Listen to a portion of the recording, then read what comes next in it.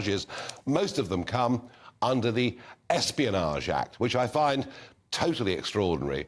I don't think you could ever meet anybody, whatever his faults, whatever you think of him, you couldn't meet anybody more patriotic than Donald Trump. But he faces a huge prison sentence if found guilty. Well, Congressman Andy Ogles, who is from Nashville and is a member of the House Freedom Caucus, he's from Tennessee, he comes from the 5th Congressional District, and he joins me down the line now. Andy, I know you've got a bit of a plan to push back against Biden, but just to begin, this is the first time that a former American president has ever faced anything like this. And I know that with Hillary Clinton, there was the laptop and a whole load of confidential information that went missing. There were seriously important documents found in President Biden's home. What is it about Trump's so-called crimes that are different to those two?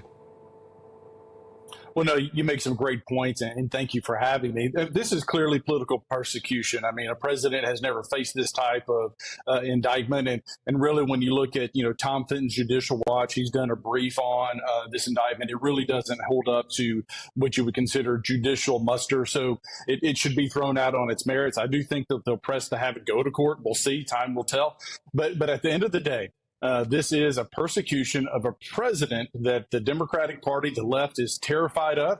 He is going to win the Republican primary. And quite frankly, I predict that he'll be the next president of the United States. And this is why they're trying so aggressively to stop him. Never mind the fact that the Biden family, we've now uncovered the bank account where they were accepting money payments from foreign countries. Never mind the fact that when Biden was vice president, he threatened to hold up $1 billion in foreign aid in order to get someone fired from office. I mean, you have a long history of corruption within the Biden family. I would argue it's a criminal enterprise, but nothing's happening to the Bidens. Nothing's happening to the Clintons. And I'll be honest with you, I would be appalled if the Republicans were doing this to any Democratic president if it didn't have some sort of criminal merit to it.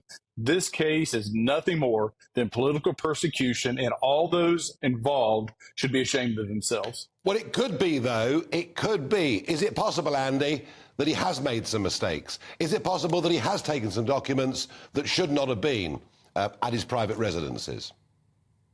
Well, as you said earlier, they found documents in Biden's garage, an unsecured garage. They found documents with Mike Pence, a good man who would have never intended, quite frankly, to break the law. And so this idea that the president, who had some documents in a secured facility, by the way, there's cameras, there's security, there's Secret Service on this premises. I mean, it's quite frankly a lockdown environment. This again rises to not criminal, but persecution by a woke Justice Department. And look, I think this is a scary moment in American history that you have retribution being paid to a former elected official. It's Folks, clearly, this never worked in Rome. It didn't work in Britain. It's not going to work in America. It's pretty vicious. As I'm talking to you, Andy Ogles, we're showing some pictures of Florida, some of his fans out on the street awaiting his arrival. And you're going to have a go yourself, Andy, at launching impeachment articles against President Biden. Well, absolutely. So on merit, I've introduced just a few moments ago articles of impeachment against Biden and Vice President Harris. In both cases, they're for good reason and should be adjudicated as such.